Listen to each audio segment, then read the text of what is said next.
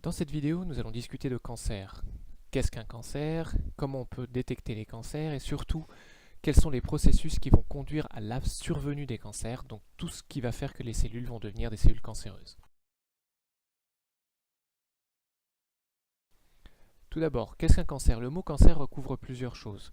Tout d'abord, ça va désigner une tumeur, c'est-à-dire une masse de cellules anormalement importante qui va se développer au sein des tissus, c'est-à-dire des ensembles de cellules différenciées et fonctionnelles qui existent chez tous les organismes pluricellulaires. Donc les tumeurs ne peuvent exister que chez les êtres pluricellulaires, et c'est le cas du corps humain. Toutes ces cellules tumorales vont dériver d'une seule et unique cellule qui était à l'origine de la tumeur, à l'origine parce qu'elle s'est divisée de façon infinie et a proliféré anarchiquement.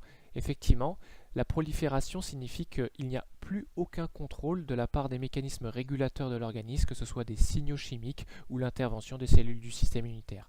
La prolifération peut aussi signifier que ces cellules deviennent invasives, c'est qu'elles quittent leur tissu originel pour aller coloniser d'autres tissus ailleurs, ce qu'on va appeler des métastases.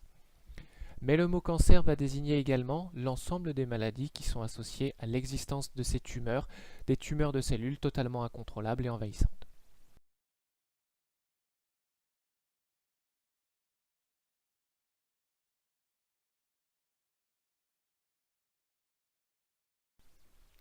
À quoi ressemble un cancer? Pour pouvoir voir les cancers, il faut utiliser des techniques d'imagerie. D'imagerie directe, comme par exemple ici vous avez une coloscopie où on va explorer visuellement certaines voies qui sont susceptibles de voir des tumeurs apparaître, comme vous pouvez voir ici, cette petite masse de cellules anormales le long des parois du côlon. Pour pouvoir avoir confirmation que nous avons ici affaire à des cellules tumorales, on peut procéder à ce qu'on appelle des biopsies, c'est-à-dire du prélèvement de tissu en direct, et vous pouvez ensuite monter ceci entre lame lamelle au microscope et voir si vous avez bien affaire à des cellules, comme c'est le cas sur cette illustration. Nous avons ici des masses tumorales au niveau d'un cancer de col de l'utérus. Les cellules tumorales sont celles qui sont colorées en rose un peu plus pâle au centre de l'image. Pour synthétiser par cette infographie, les cancers sont en fait donc des masses de cellules qui se propagent potentiellement via les vaisseaux sanguins, mais qui au départ prolifèrent au détriment des tissus desquels ils sont liés.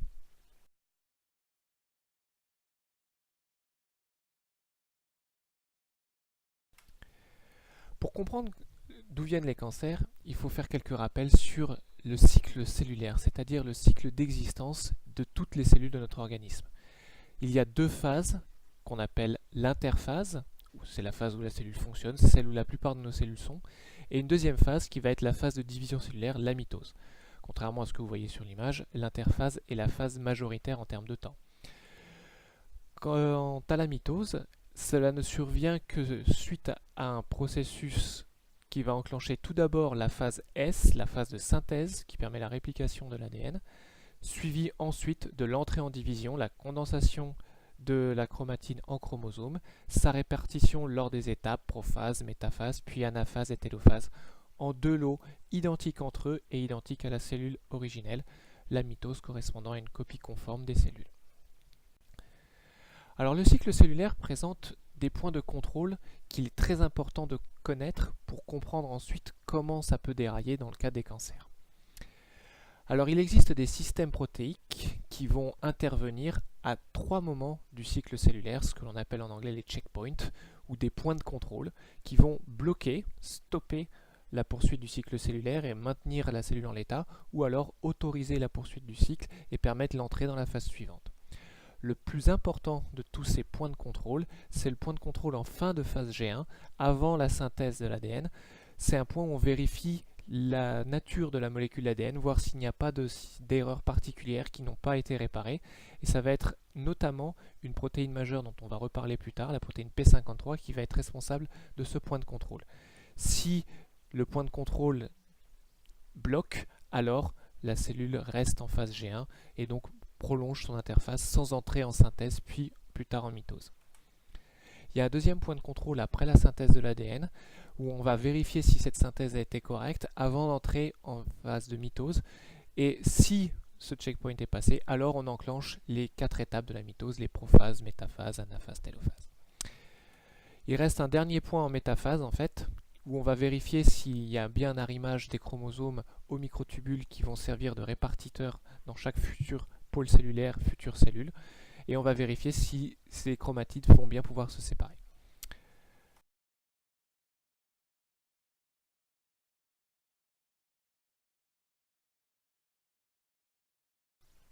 Pour expliquer les phénomènes qui vont conduire à la naissance de cellules cancéreuses, considérons le cas d'une cellule totalement saine. Cette cellule-là va être contrôlée par l'expression de son patrimoine génétique, parmi lesquels nous trouverons des gènes dont les rôles vont être détaillés au fur et à mesure. Ces différents gènes vont être notamment responsables du bon fonctionnement des points de contrôle du cycle cellulaire, et notre cellule va être sous l'influence de différents signaux comme des facteurs de croissance qui vont lui ordonner d'entrer par exemple en synthèse ou en mitose. Maintenant, imaginons que des mutations vont avoir lieu et vont concerner ici quelques séquences génétiques dont les gènes qui vont intervenir dans le cadre du cycle cellulaire et vont permettre l'entrée en mitose. Ce sont les gènes dits de prolifération. Ces mutations, on le rappelle, peuvent être liées à des mauvaises réplications de l'ADN ou alors à l'intervention d'agents mutagènes qui vont modifier la séquence de nucléotides. Si c'est la séquence de nucléotides des gènes de prolifération, ceux-ci peuvent par exemple se retrouver en permanence activés et ce, même en l'absence de signaux externes. Une activation permanente des gènes de prolifération va favoriser l'entrée en mitose. Toutefois, il existe dans le cadre du cycle cellulaire d'autres points de contrôle et d'autres systèmes qui peuvent bloquer ce genre de prolifération, comme par exemple les gènes dits anti-prolifération, et ceux-là, tant qu'ils sont actifs, alors on maintiendra la cellule dans sa phase G1, le cycle cellulaire est bloqué.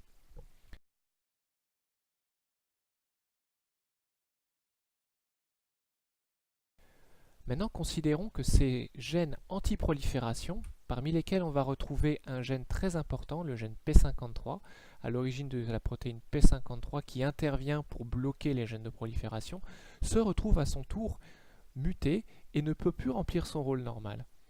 À partir de là, nous allons avoir en fait les gènes de prolifération qui sont actifs en permanence et il n'y a plus rien pour bloquer le cycle cellulaire en phase G1.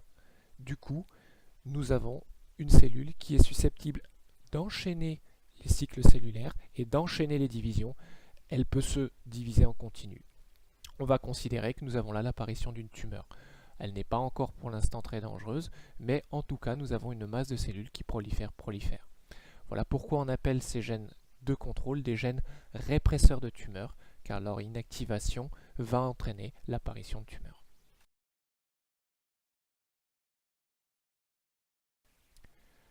Là où les problèmes vont commencer, c'est lorsque de nouvelles mutations vont survenir et vont concerner ce que l'on appelle les gènes de l'apoptose. L'apoptose, c'est le mécanisme de mort cellulaire programmée ou de suicide cellulaire qui existe parmi le programme génétique de toutes nos cellules. C'est très pratique pour le système immunitaire de déclencher ces mécanismes d'autodestruction parce que cela permet à notre organisme de contrôler le bon développement des populations de cellules. Or, si des mutations vont désactiver ce programme d'autodestruction, alors la cellule échappe au contrôle du système immunitaire et elle pourra se diviser à l'infini sans jamais pouvoir être détruite par les cellules immunitaires. Elles deviennent complètement immortelles car elles ne peuvent plus être détruites et elles se multiplient à l'infini. C'est là que les tumeurs deviennent malignes et commencent à poser problème par leur envahissement des tissus sains.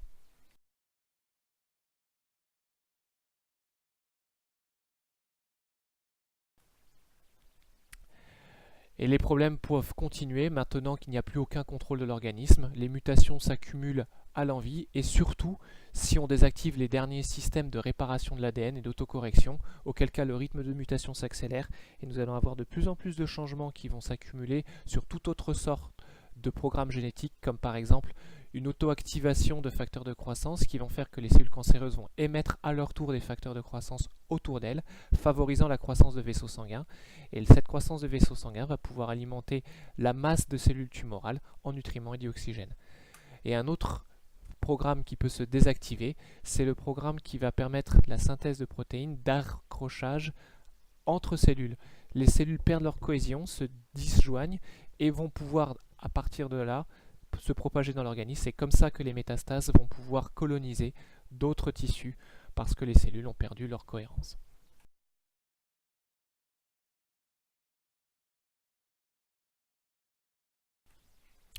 Si on récapitule, un cancer, c'est une prolifération de cellules hors de tout contrôle de l'organisme, ce qui peut survenir chez n'importe quel type d'organisme multicellulaire, et ce à n'importe quel moment. Le déclenchement d'un cancer va être associé à des mutations qui vont engendrer plusieurs dysfonctionnements sur des programmes de contrôle, par exemple une activation excessive des gènes de prolifération cellulaire, une inactivation des gènes répresseurs de tumeurs, une suppression des programmes d'autodestruction, d'apoptose, et des mutations multiples sur les systèmes de réparation de l'ADN qui augmentent le rythme des mutations et confèrent aux cellules cancéreuses de nouvelles propriétés. Les cellules cancéreuses forment des tumeurs qui sont susceptibles d'envahir les tissus, de prélever les ressources pour elles-mêmes et de gêner des défaillances au détriment des cellules normales, ce qui va conduire bien souvent à la mort de l'organisme.